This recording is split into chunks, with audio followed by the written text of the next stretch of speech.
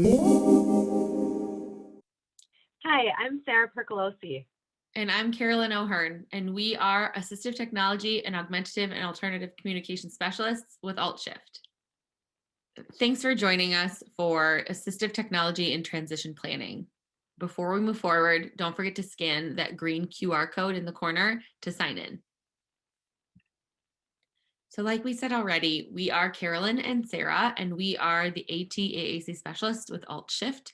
And AltShift is an Individuals with Disabilities Education Act grant-funded initiative awarded through the Michigan Department of Education Office of Special Education. We collaborate with educators and families to improve educational outcomes for every learner by rethinking what is possible. We partner with ISDs in the areas of assistive technology, including AAC and literacy, as well as math and accessible digital materials. Before we dive into what AT looks like for transition planning, let's refresh how the Individuals with Disabilities Education Act defines assistive technology. So AT devices are any item, piece of equipment, or product system, whether acquired commercially off the shelf, modified, or customized, that is used to increase, maintain, or improve the functional capabilities of children with disabilities. The term does not include a medical device that is surgically implanted, like a cochlear implant, or the replacement of such device. Let's talk about assistive technology services. They are any service that directly assists a child with a disability in the selection, acquisition, or use of an assistive technology device. This definition is very broad. Just as a general practitioner cannot perform heart surgery or know which type of chemo would best treat a specific type of cancer, no single person or perspective could ever know all that there is to know about AT. Therefore, multiple perspectives are needed in order to be a part of the team making decisions. AT is required to be considered for every student with an IEP, and this is typically reflected in the form of a checkbox. But what does that mean? Is it a simple yes or a no? In short, no. If you are truly considering AT, it's not as simple as a yes or a no. There are actually 5 possibilities when considering AT. The first one is we've considered AT and it's not necessary at this time. This is when the student does not require additional tools or services to make progress on IEP goals or access the curriculum. The second possibility is that we've considered AT and find the student has not had access and may benefit from AT. So maybe due to increased awareness of AT by staff, a change in the environment, or a change in the student, whether it be medically, physically, behaviorally, so on, that the team now recognizes that the student might benefit from a tool or a service. The third possibility is that we've considered AT and the AT currently in place is working and the student's needs are being met. This is the best case scenario. Everything's working. The fourth possibility is similar to number 2, and that's we've considered AT, the student is using AT, but now has additional needs. So the AT that was working may not be fully adequate enough anymore. The fifth and final consideration possibility is that we've considered AT and we as a team do not have enough information. Additional information or assistance is needed. And this scenario is okay. Many educators are afraid to admit that they just might not have enough information.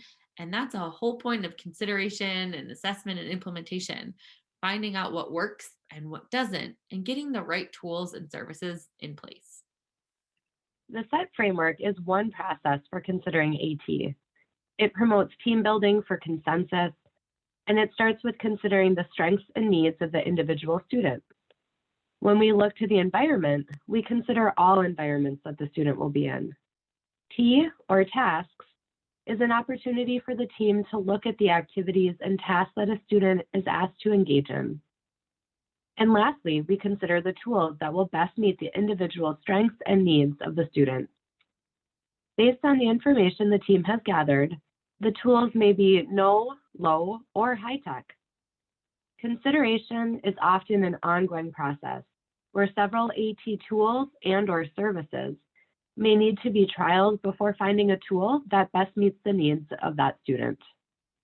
If you would like additional information on the SET framework, check out Joy Zabala's website. So we want you to take a minute to pause the video and reflect on the 5 AT consideration possibilities and the SET framework. What does consideration look like in your school or your district or ISD? Have you ever used the SET framework?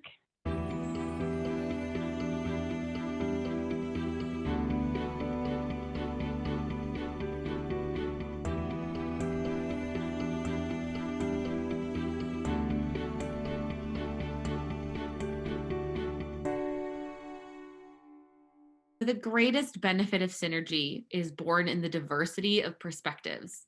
The highest value can be found in these variances. Too much of the same does not create change in the same way.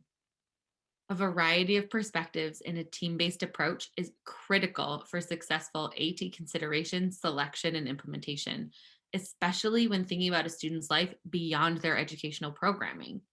When thinking about the SET framework, it is not best practice to rely on one person to consider the student, environment, tasks, and tools alone. Different people may see different strengths or skills or challenges based on their roles in the student's life. So pause the video and think about this. What perspectives are critical in the consideration of AT for students with disabilities?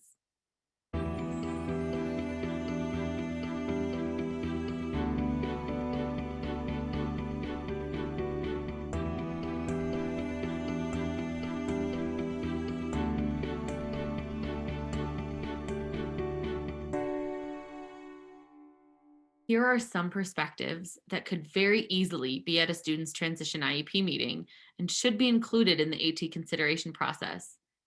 As you see, these are not just educational perspectives.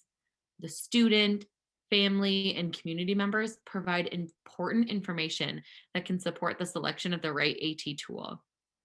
Are you surprised to see anyone on this list? Do you see anyone who might be missing from this list? And who on this list is missing from your list? If you scan this QR code, you'll open up the AT Skills Inventory, which is an amazing resource. Professional organizations for various service providers, such as ASHA for speech language pathologists, AOTA for occupational therapists, and APTA for physical therapists, have identified skills, abilities, and knowledge related to assistive technology that their members are expected to possess. The Assistive Technology Skills Inventory was compiled based on this information. The first page of the AT Skills Inventory contains background information about why this document was created and who could benefit from it as a resource. After the introductory page, the next 2 pages contain a variety of skills, which are listed down the left-hand column and categorized as assessment and evaluation, specific knowledge, or abilities. There are color-coded columns for each of the following professions: physical therapists, occupational therapists, speech language pathologists, school psychologists, teacher consultants for the deaf or hard of hearing, teacher consultants for the blind or visually impaired, and special education teachers. X's indicate which skill matches with which profession based on what members of the professional organizations are expected to know. There may be some variation here based on the number of years that person's been working with this population, what their professional interests are, and the extent of collaboration within your IEP teams, both in meetings and in practice. Following the skills inventory, you'll find individualized self-assessments for each of the professions. These self-assessments can come in handy to see which team member possesses more skill and confidence in certain areas, as well as a really great place to identify potential professional development. You'll notice that this skills inventory is missing a few key people. So again, this is just a place to start when thinking about assessment and evaluation, specific knowledge, or abilities. It's important to gather input from the parent, the general education teachers, and other people who are knowledgeable and spend time with the student, like bus drivers and job coaches and custodians. But most importantly, don't forget to get input from the student himself when considering assistive technology. A team of individuals developed the Quality Indicators for Assistive Technology, or QUIET. And in this, they identified 7 promising practices for the consideration of AT. These specific practices are important for all IEPs, including transition. The first acknowledges that the consideration of assistive technology is required by IDEA and is based on the unique educational needs of the student. Students are not excluded from consideration of AT for any reason. For example, by their type of disability, their age, or administrative concerns. And the second reiterates the importance of a collaborative, interdisciplinary team process. Number 3 really just piggybacks off number 2 and encourages team members to work together and gather input from all of the IEP team perspectives. The IEP team agrees to seek out additional resources and support when the AT needs are beyond the knowledge and scope of the IEP team. And number 4 really looks at the fact that assistive technology needs to be tailored to the student's needs, depending on what the team decides their goals are for the year. AT can be considered for a curricular, school-based task, or extracurricular, such as clubs, sports, or job placement. The fifth one highlights the importance of utilizing the data surrounding the student, their environments, and the tasks when considering AT. Number 6 ensures that the IEP team considers various supports and services that addresses the needs of the student. IEP team members do not limit their thinking to only those devices and services currently available within their district or those which the team is familiar. Just because you're familiar with a tool doesn't mean it will automatically be the best fit for a student and their needs. And finally, number 7 just really looks at the fact that even though IEP documentation may include a checkbox verifying that assistive technology has been considered, the reasons for the decisions and recommendations should be clearly stated. Supporting evidence may include the results of AT assessments, data from device trials, differences in achievement with and without AT, and parent or teacher observations. Student preferences for specific tools or devices should also be taken into consideration and documented. There have been countless times that a team decides on a tool but doesn't consult with the student before selecting or implementing the tool, and it just ends up on a shelf somewhere collecting dust. Just as a reminder, the transition plan should include a variety of perspectives, including the ones we touched on earlier. This plan should reflect the student's goals, including their strengths, skills, needs, and interests. If you haven't checked out the website I'm Determined yet, we recommend you head over there and take a look at their plethora of resources. The iTransition app is another resource that helps organize the thoughts and goals of the student. It was created to help students aged 14 and older draft a transition plan based on responses to 13 simple questions. Here is an example of a quiet matrix. Promising practices for consideration of AT were discussed a few slides back, and those came from quiet. The quiet team developed 8 topic areas that are all important to the development and delivery of AT services. The matrices can be a great self-reflection tool for programs. As you can see, there are quality indicators listed on the left side of the matrix, followed by a rating scale of practices associated in the same row as that indicator. 1 is deemed unacceptable, while 5 is a promising practice. The intent of the quality indicators for assistive technology is to ensure best practices related to the provision of assistive technology to improve learner outcomes. Just as we went over the promising practices for consideration of AT, developed by the quiet leadership team, there are also quality indicators for AT while planning for transition. For the next few slides, we'll pause so you can read the indicator in blue at the top, and then we'll talk about it.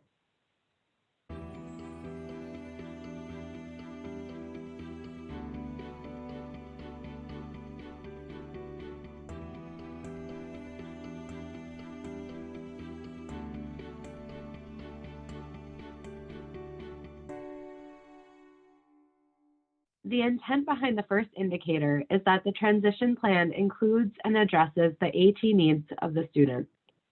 This plan should be designed to assist the receiving agency or team in successfully providing the needed supports for the student. This involves the assignment of responsibilities and who is accountable.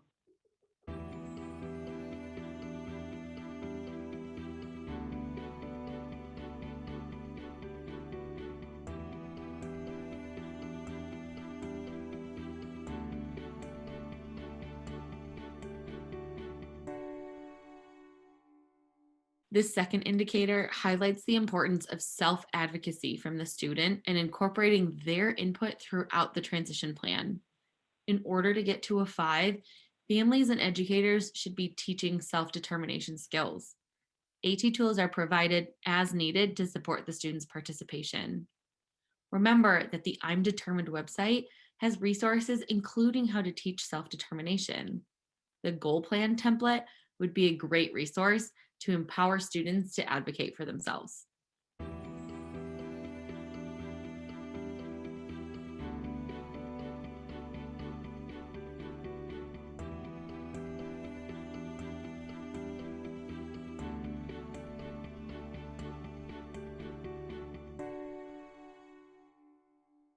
The intent of the third is that all IEP team members advocate for the student's use of AT to meet their individual needs.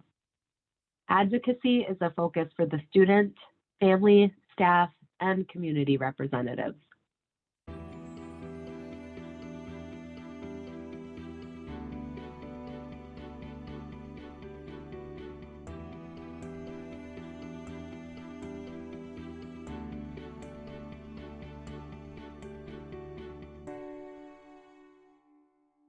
Remember that we spoke about the SET framework and took into consideration the student, environment, task, and tools needed for the student's success. When transition planning and thinking about the AT that the student may need, it's important to consider the future environments, not just their current ones. Input from current and future potential support staff or employers should be included.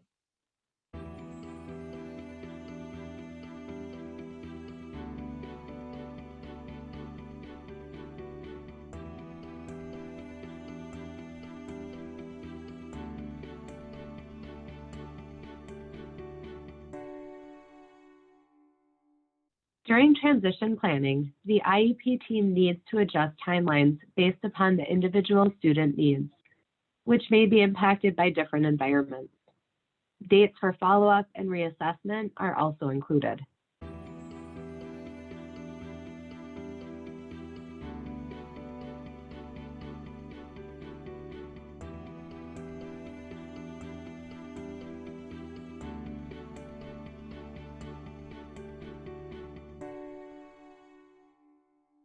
So this last one gets back to needing to ensure that the agreed upon tools are in working order and manuals are available in the event something goes awry or needs to be programmed. Provisions for ongoing maintenance and technical support are included in this plan. If you're curious about tools that could help transition age students, and all students if we're honest, check out these 2 resources. The first is the AT Journey web edition found on the Outshift website. There are 2 different modules that provide insight to tools for a variety of needs. The Executive Functioning Padlet allows you to explore built-in smartphone tools that can assist with time management, organization, and attention. If you know of other ideas, please add them to the Padlet for others to explore. Another resource you could utilize for your students is the Quiet for Post-Secondary. Here is one self-evaluation that you could have your students use to reflect on their awareness and involvement in their AT use and decision-making. Head over to quiet-ps.org to learn more about the resources available for this population. And if you have any questions about the content you heard today, or if you have additional ideas that we didn't cover, we'd love to hear from you. Please reach out to Sarah or myself at the emails listed on the slide. And don't forget to scan the red QR code before you exit.